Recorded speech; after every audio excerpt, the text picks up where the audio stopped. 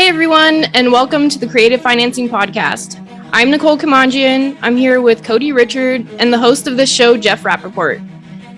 Today is episode 216, I believe, and we're going to be covering zero down payment.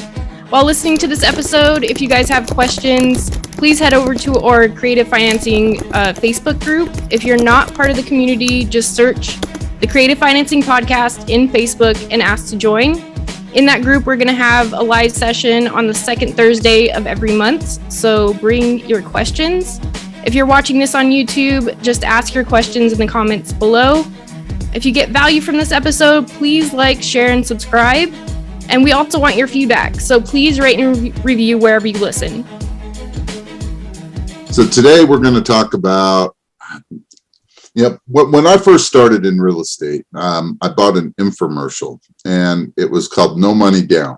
And if you've been around real estate for 20 or so years, you heard about it. And everyone's always intrigued. How do I buy real estate with no money down? And so we're going to cover a few different ways, because a lot of times it does not mean that the seller gets no money down. It just means that the money is not coming from you, right? So, and we can actually show some examples, but Nicole, what do you think is the easiest way to get no money down? Anything that comes to mind right off the top of your head? What is the easiest way to get borrow someone else's money? Well, and that's a great way, right? So maybe you're offering a down payment to a seller, and maybe you're buying a property for $200,000. You offer them $10,000 down payment, and you borrow that $10,000, right? And in essence, now you have a no money down deal. What if it needed $15,000 in work?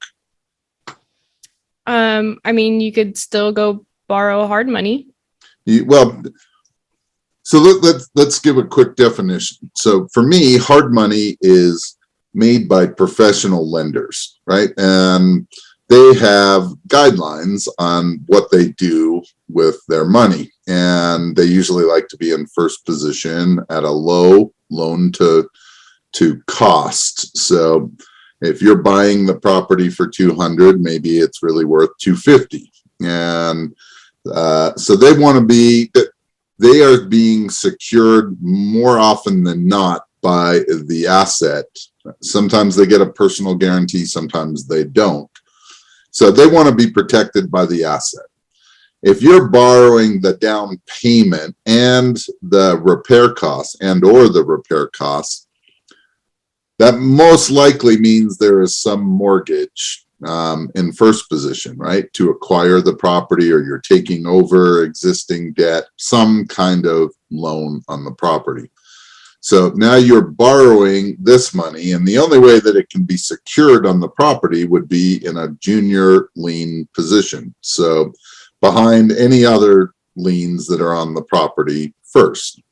Mm-hmm. So best case scenario would be in second position.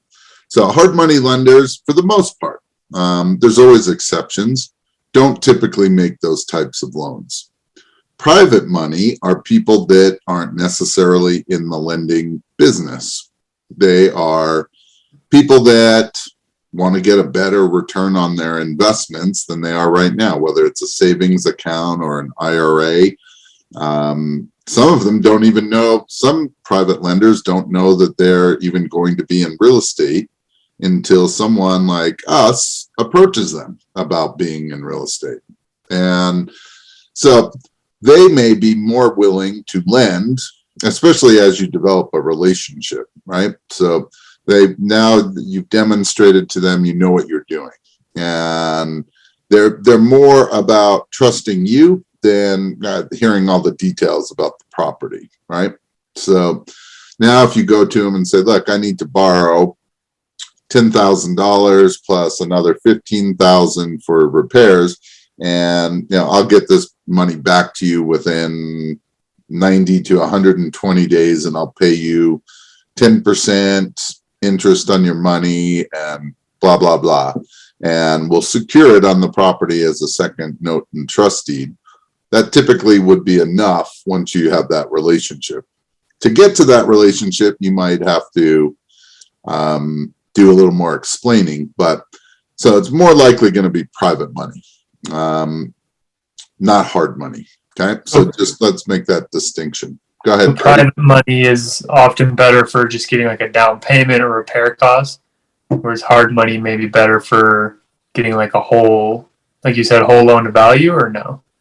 So hard money lenders typically have access. It's not usually just their money. It might not be their money at all, right? That they have gone out and created a business where they have found, a group of people that have, hundreds of thousands, if not millions of dollars. And it's their job to seek out good investments for their clients. Private money could be both, right? I mean, you could find a private lender that has $400,000 that he or she is trying to get a better rate of return, and they may fund an entire deal for you at 6, 7, 8%, no points, because that's better than what they're getting now, and they can roll their money, right? So sometimes people want stuff that, hey, I can just stick my money there and leave it for a while.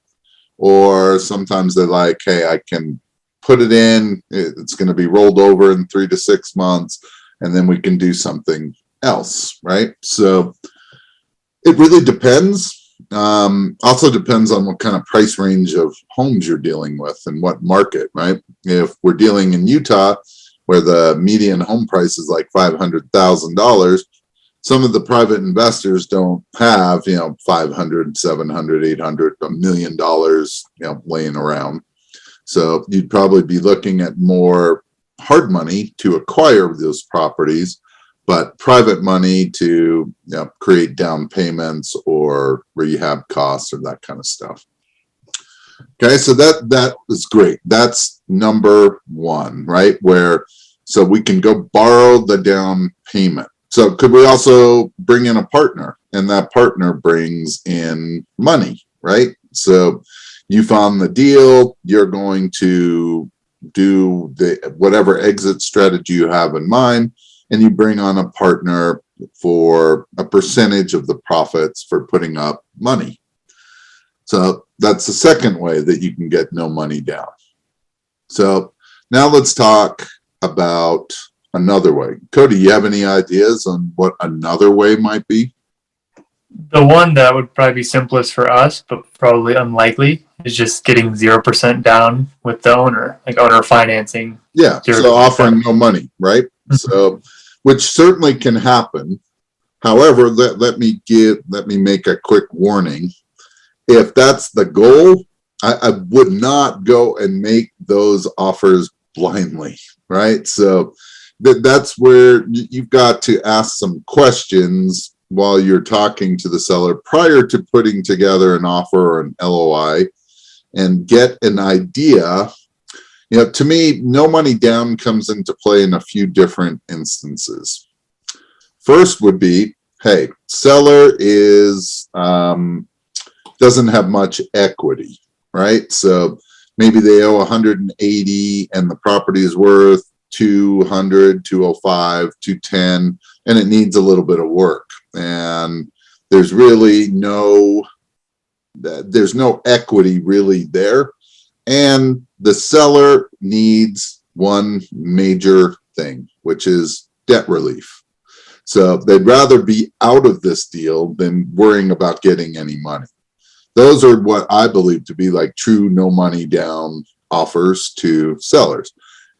And with the way that the market's been, maybe we're not seeing that as often as I've seen it in years past, but we will see it again. Things will continue to change, and there's always people that need debt relief. They've lost a job, they've had health problems, they're going through a divorce, they're one thing or another. But markets have gone up so fast that most of them have equity, and they try to access that equity now. But you will start to see more people with little equity or underwater, as soon as the market kind of shifts. So I think that's exactly right. What about someone that's like in default? And so it might not be a true no money down deal, but it might be very little money, depending on, maybe they're not even behind yet, but they're about to be. And they're willing to trade, some speed for equity, right? So that could be another scenario. Now, Cody, you talk to sellers every single day, right? And are there sellers that when you ask them, and I know how you ask them, but if you were to ask them something to the effect, do you need money now? In essence, right? Are there people that say, no, I don't need money now? Yeah, I'd say the majority want the money to buy a new property or something, but there certainly are a lot of people that, I'm not hurting for money. I'm just tired of using this as a rental. Yeah. Sick of being a landlord, sick of dealing with it. And there's plenty of people in that ballpark that don't need the money but are sick of the property. Yeah. We really probably should have called this little to no money down, but either way. So we've already discussed how you can borrow the down payment. So the money's not coming from you. So in reality, it's no money to you. Second, bringing on a partner, where again, there's no money coming from you. Third is finding people that have little equity or more motivation to trade, maybe debt relief, maybe just being out of this situation and not worrying about getting, whether it's any money at all or money right now, right? Because there is a difference. Someone may have, they may owe 180 and the property maybe is worth 250. Maybe it needs a little bit of work. And maybe you explain to them, look, I can give you a better price. I can give you 220 for the property. You're going to get $30,000-$40,000 eventually, but I got to put the money that I would normally give you up front, I got to put it into the property first. And then you will get your money through the cash flow, right? You could structure something like that. Do you guys have any other ideas on how you could do no money down? Yeah, I had a couple that I was curious about. So the first one is pretty simple, similar to like the hard money or private money we had talked about. But I've come across like more institutional lenders that specialize in investment properties. Okay. So they're more like around the 5 or 6% interest. Yep. And I feel like you could do with them if you buy the property at like 70% of the value and then get the mortgage through them. Is that something that's feasible? So you're basically saying you're asking the seller to carry back the down payment? Is that what you're suggesting? Not even that. So say the property's worth $200,000. I agree to buy it from them for $140,000, and then I go to one of these commercial lenders and say, "Hey, I need a loan for $140,000." So I get that loan. It goes to the seller to pay them out. Are you talking residential or commercial? I've come across it in both. It seems more commercial, but income property is what I've heard it's usable for. So I'm not going to say that you can't, because there are lenders that tend to change their guidelines, right? Sometimes they loosen, sometimes they tighten. So I would tell you, you are going to have a more difficult time doing something like that in the residential world than in the commercial world. Okay. But most lenders, so even in the commercial world where you could say, hey, I'm going to get a 75% loan to cost, loan to price, loan. So I'm going to go through the bank and I'm going to get that. And I'm going to give that to the seller or pay off any underlying loan, and whatever proceeds are left goes to the seller. And then a lot of times you ask the seller to carry back the balance, which would be basically your down payment. Okay. And that is certainly allowed in the commercial world. Not all lenders like it. And some lenders will still want to see that you have some skin in the game. So they may want to see you still have 5 or 10% of your own money, whether it's your money or, it came from someone else, but not through the seller. And so, yes, that could work, but before you start making those types of offers, I would make sure that you at least have a bank that you've talked to, that it's a possibility, rather than throw this out, it gets accepted, and now you're scrambling to try to find if it's even feasible. Okay, what's another one? Yeah, the other one was what you had just described, where you get the 70% from a bank or some sort of institution and then have the owner carry back the other 30%. Okay. Because Go ahead. I was going to say, I come across a lot of people that are open to carrying stuff back, but they want a lot of that money up front for a down payment or for a separate investment property. Yeah. And like I said, residential wise, I would say that's going to be the exception, not the rule, for sure.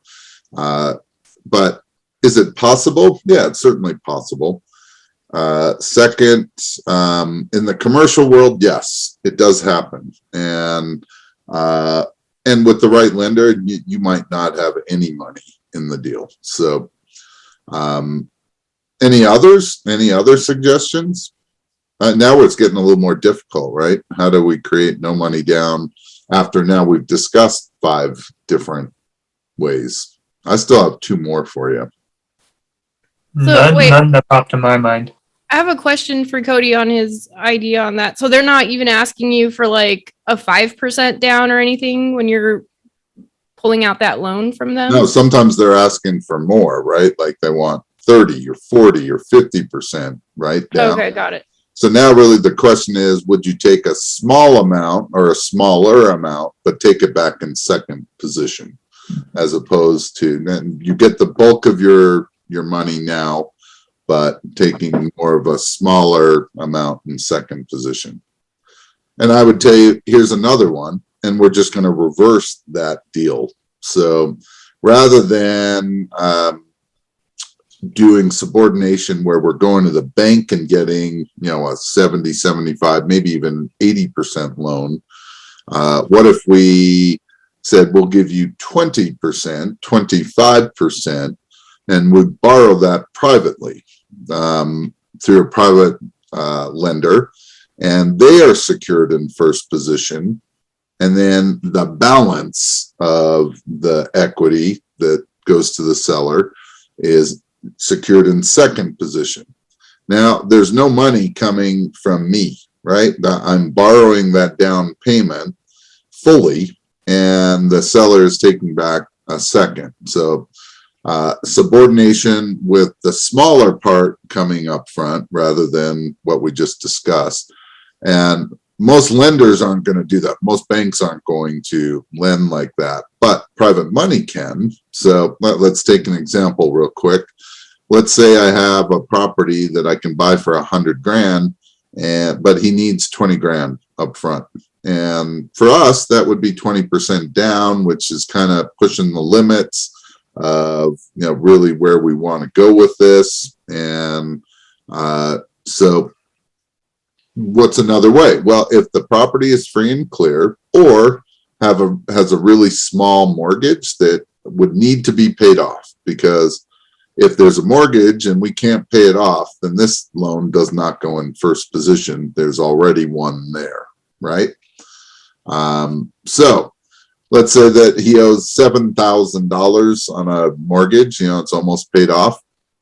So out of the 20 that we borrow from a private lender, that 7 gets paid off, the other 13 goes to the seller.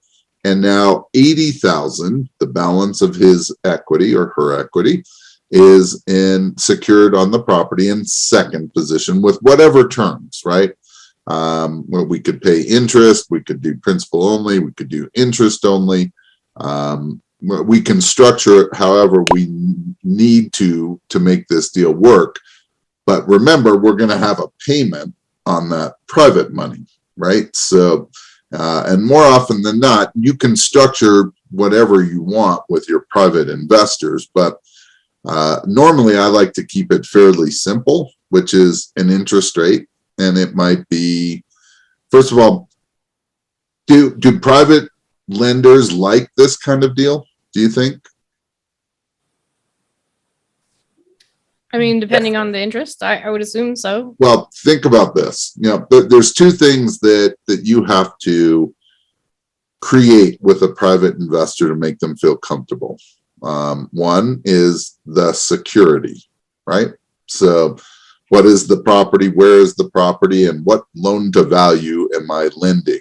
So if I'm lending on a property that's truly worth at least 100,000, but I'm lending 20,000 in first position, I'm at 20% loan to value. Is that a pretty safe loan? Yeah, it's pretty safe. Truly as safe as you can really get, right? So that part's great. And so these loans are pretty easy to get. Now you might pay 6, 7, 8, 9, 10% for this loan, and it may be interest only. So you may pay them, and that's to help keep that payment down while you have this property. And then when you pay them off, you still owe them the $20,000. Okay. So that's another way. Hopefully that was made clear. Nicole, are you clear? Because I'm looking at you and you're like, Yeah, it was clear. Okay. And the last way. Sometimes I need a picture, to be honest. We can create some pictures. So we'll do some case studies in the next couple of episodes, and we will maybe be able to show exactly this kind of example. But the last way, which is, let's say that you have that same $100,000 property and the seller needs, I need 50 grand cash now. And if I don't get 50,000, I'm not interested in terms at all. I'm not willing to wait. Do you get that at all, Cody?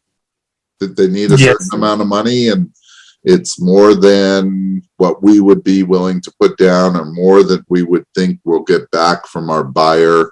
And that amount of money is, it's a deal breaker for us, right? But if we could figure out how to do it, they'd probably be pretty flexible on the rest of the terms. Yeah, very true. So one of the ways, and this is usually like my last way, and what I would do is I'd say, great, why don't you just go borrow the money against the property? I don't care if you refinance the property and get a new loan on it or take out a HELOC and borrow that money. And I will now pay that money off. I will make the payments on that loan. And then we will create another note for you in second position for the balance of your equity. And now you get the 50,000 and we either take over the property like a subject to kind of thing, or like an exact wrap, or we create one loan that's going to wrap around their existing debt and their equity. So we have a number of choices there, but we could take over their debt and give them a note, or we can include their debt and make one big new note where we're paying them their underlying payment plus some on their equity. Does that make sense? I think so. So they would go, just to make sure I understand, they would go and get a HELOC on the property, and then we would pay that HELOC. Yeah, that payment. Right. So just like that loan had already existed, and we are either doing a wrap where we are taking that into account when we make our offer. And HELOCs tend to be interest only for the first 5 years, and then they revert to like a principal and interest payment. So we would just want to know, what's the payment going to be during the interest only portion? What's the payment going to be during the principal and interest? It may make more sense to really try to only hold this property for the first few years, because when the principal and interest kicks in, maybe the payment gets too high. Or maybe this person goes and just refinances the property and puts a new mortgage on it for 50 grand. They get that 50,000, and now we buy it with that debt that's already on it in a number of different ways, right? Okay, so this one for me, it sounds like they'd only be interested in doing it if, one, they were really wanting to sell the property, and two, they were asking too much for it, and they were willing to basically put that HELOC or equivalent against the property. Well, so let me ask you a question. So Cody, you talk to sellers on a regular basis. Are there sellers that you talk to that have loans on their property that are willing to leave those loans on their property and let you buy the property? Yeah. Are there sellers that are willing to let you take over their debt, like subject to? Are there people willing to let you wrap that loan? Yes. No different, except that now we're having them take out the loan now, as opposed that they've already done it, and they're going to get all the money, right? So in reality, there's no difference. I mean, do people refinance properties all the time to pull out money? Yes. Okay. So here's how we're explaining this. Look, the only way that we can get you that kind of down payment and make this still work is if you are the one that borrows the money. You already own it. You can go refinance or do a HELOC, pull out the amount of money that you want. We will buy it, and we'll buy it with that debt that's already on it. We'll make that payment, and we'll deal with whatever the balance of the equity is. We will figure out how to deal with that. Either you'll get paid that balance some point in the future, or we'll make payments on it every month, or, we have a number of different solutions for you in that regard. The real question is, do you feel comfortable doing that? And there may be, and I would tell them to go talk to their CPA, because there's no tax consequence on borrowing that money. That's not a taxable event. Now, the sale of the property is a taxable event, but they're getting taxed as they receive the money, and they are not receiving a whole lot of money. So it may actually defer their taxes even more.